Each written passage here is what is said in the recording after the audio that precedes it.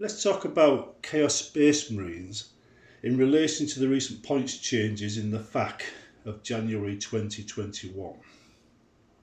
Some units, despite the fact most points stayed the same, some units definitely came out better.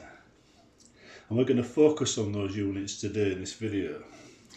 I'm going to go one of my favourites first. I've got 4 of these, and I usually like fielding them all, or 3 of them at least. I don't like the Dark Vengeance one. So, first one is the Hellbrute. This guy is called Robert de Brute. He's Scottish and from Glasgow. Never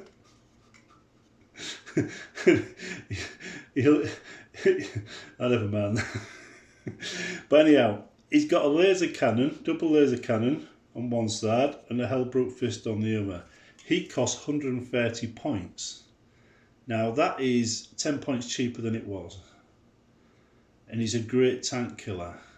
There's stratagems you can use that allow him to fire twice if he stands still. So he's a very good tank killer if he hits. Second one is my version of a Smash Captain.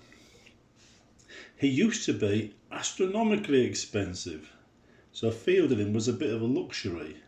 But now the Thunderham has dropped in price, so's he. And there he is. If you can focus there. No, it's not going, is it? Anyhow, it's basically the commander out of Blackstone Fortress, which is now available separately, with a jetpack crew to the back. And I've actually made a few changes to his the way he holds his weapons as well. But yeah, that's another one. And this one links into some of the other units that I'm about to show you now. Now, you've got Reapers, Raptors, should I say. A whole bunch of them. These have also dropped in price. And these guys are your standard affair when it comes to assaulting troops. These are basically Chaos Assault troops. And these have dropped in price too. So I believe Games Workshop want us to actually use more of these. So it makes sense to build up our collection of those, since that seems to be the direction they're taking Chaos in. And I say that because these guys, Warp Talons, have also dropped in price. These are actually quite cheap to field now. And Lightning Claws have always been quite nifty. So we've got 2 sets of assault troops that have dropped in price, and the guy with a Thunder Hammer, which just remember you just got to add a jump pack to the back of him, and you've got yourself a guy with a jump pack with, well, a Smash Captain for Chaos basically, could go along with them for the ride, giving them all a +1 or reroll 1, whatever it is. The other thing that dropped in price is these guys, Chaos Terminators. These actually have a substantial amount of points dropped off them. As a consequence, they might be worth taking again. And I happen to know, when I field these 5 of mine, these guys here, that wherever they land, they cause a massive amount of damage over a couple of turns before they're killed. I mean, I've got 2 melter guns in this lot, or 3 melter guns in that lot. Oh, sorry, 2 melter guns, a flamer, an auto cannon, and just a standard guy with a chain fist. So yeah, they do. Well, is that a chain fist? I can't remember. I've got a chain fist in here somewhere anyway. But yeah, they beam in, shoot on the turn they beam in, kill loads of things with the weapons, because most of these weapons have over 12-inch range. So basically, if you're within 9 inches or something, you're guaranteed to hit with everything. Well, not guaranteed to hit with everything, but you're guaranteed to be able to shoot. And then they just, basically, you don't really want them in combat, but if they do get in combat, they can handle themselves as well. And a lot of the weapons that they get are free now because they're not on the sheet. You don't pay points for them, which is probably why the points have dropped. I think the Power Maul is one of them, and Lightning Claws, I can't remember offhand. But a lot of the close combat weapons they carry are free now. So yeah, these guys, also assaulty, also dropped in price. Now, Hell Brutes can be used in an assault role, or they can be used directly attacking. Depends on your preference and how you want to use them. I use them both ways. Depends on the situation. But they'll start the game typically shooting. I've got different ones. I've got one with a twin heavy bolter and a power scourge, and a bunch of others anyway. So yeah, I was actually thinking of doing one up with just shooty weapons. So all of that what I've just showed you there can be used in an assault capacity, and they've all dropped in price, not in points. Now for my favourite Chaos unit. It's not the best, but with the right support it can really lay waste to the enemy. When I first played against the Tyranids, this guy who knew his Tyranids side a lot better than I did, because I didn't know anything about Tyranids at the time, had buffed up his entire, well, I can't remember what they call it, these Zergs or something, small cheap things. Anyhow, one of these took out most of his men, and in the end he had to kill it.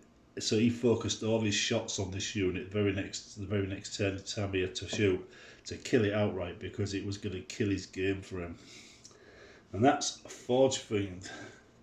Now we're limited to how much support we can give this guy now, because you're only allowed to get a maximum of +1, or is it +1 or -1 according to 9th edition rules, but it's enough.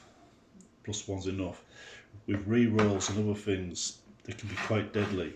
They've dropped in price too. I think they're about 110 points now, something like that. But yeah, these are pretty good. Now, I can't remember exactly offhand, but I seem to remember they can now move without taking a penalty. I might be wrong though, because I mean obviously with the lockdown we haven't had the games we would like to have with 9th edition. But it means he could potentially keep up with everything else, and with Lord Discordant nearby buffing him, you know, or some other guy that might, you know, work as a buff. You know, you could potentially have a mobile assault force with some heavy weapons, you know, backing them up. But yeah, now this is what I was thinking, right? 3 of these, with I think they're 110 each, right? So 3 of these at 110 each, that's 330, and they fire 8 shots of strength 8 weapons, right? So that'll basically, that's potentially going to take down anything, because strength 8 weapons are nothing to be snuffed at. Even if they only cause 1 damage, it's still nothing to be snuffed at. So yeah, it's just the minus on the modifier isn't that brilliant for a strength 8 weapon, but yeah, they're very effective. So 3 of them lined up, maybe one with an ectoplasma thing, a ectoplasma thing, you know, might be good. 3 of these don't need any buffing. These hit on 3+ the standard. So you've got 3 of them as well, right, both together. You could add, like I said, the Lord Discordant to the 3 Forge Fiends to really make it, you know, work properly. My Lord Discordant's got an auto cannon, so it can work from range. But I'm thinking of getting one with a Bale Flamer on it as well for assault. Then you've got these guys, the Raptor and the Warp Talons. Right, now the Raptor and the Warp Talons can be accompanied by your Smash Captain. Now these guys here can move quite far quite quickly, and so can he. He's got enough firepower there, enough firepower for melee, should I say, to do quite a bit of damage. So between all of that lot, you've got yourself an effective strike force. With the Terminators as well, if you drop them Terminators in, you know, to the middle of an enemy line, and you just start shooting, you could really weaken them before your assault troops get in there. Now, I personally would have expected the Raptors to be cheaper than the Warp Talons, but it seems to be the other way around. Warp Talons seem to be the cheaper ones, but the Warp Talon ones are my favourite. According to the fluff though, they descend on the target, they literally appear, well not descend, they appear above the target out of the warp, and then just drop onto them before they have a chance to react. In reality, they magically appear 9 inches away, so it doesn't fit the fluff. But they're still pretty good. These guys here, yeah, mix and match, some ramps, Raptors and them, yeah. The Raptors are just chainswords though, so they're not going to do an awful lot.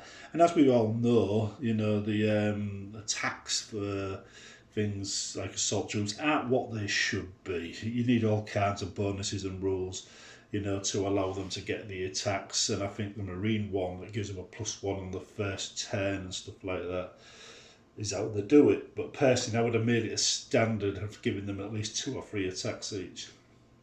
As standard before you did anything else with them, because that's their job and they should be good at it. Anyhow, it says the Alpha Legion books, not Alpha Legion, Nighthawk books, these would have been called the Bleeding Eye, and they're actually the story behind the I think it was Soul Hunter books, right? Bleeding Eye Raptors, they're quite good if gruesome. Anyway, if you imagine all that as your assault force, have heavy fire power behind the lines, some of that, you can imagine the fun you could have. That's just one way of playing Chaos, obviously, because you've got Land Raiders, Predators, all kinds of stuff down there. You know, I've got they call it Venom Crawler as well down there, which would go along great with these guys. Also Mauler Fiends, but they haven't really dropped in price. They're still about 140, so yeah, they're not really so brilliant. But yeah, I mean, Land Raiders, they've dropped in price by about 5 points.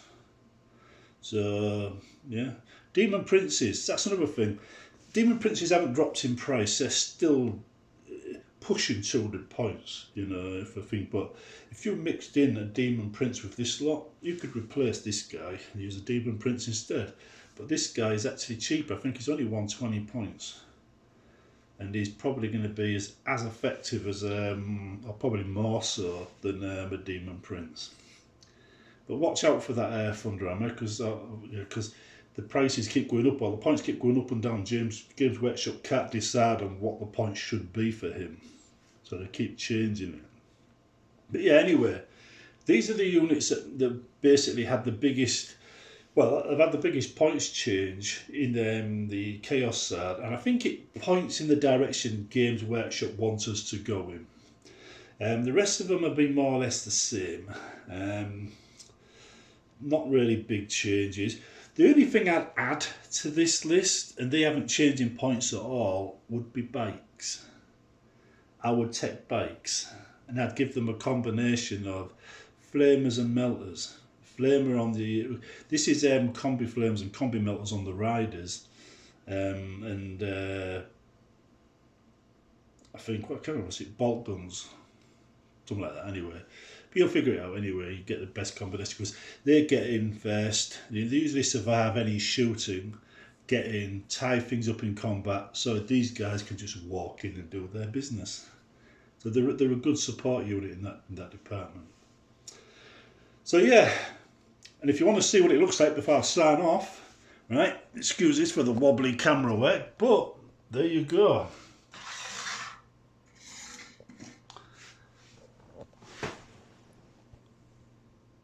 They're the units that benefit the most from the points changes. And just so you can have a little peep, because it's fun to see what other people have in it. There's the rest of my guys at the bottom. You see? Although I think I've lost a bit off my Nurgle Demon Prince. Right then.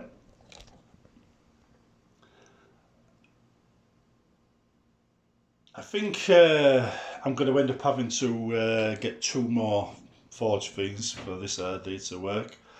I'm going to have to wait till I get back into work to do that. But, this I like the idea of this change. This this dropping points. I think it's definitely going to be a fun way to play, because something about firing 8 shots from a Forge Fiend that's been buffed by a nearby commander or something always works for me. Always works for me. So I'll see you in the next one.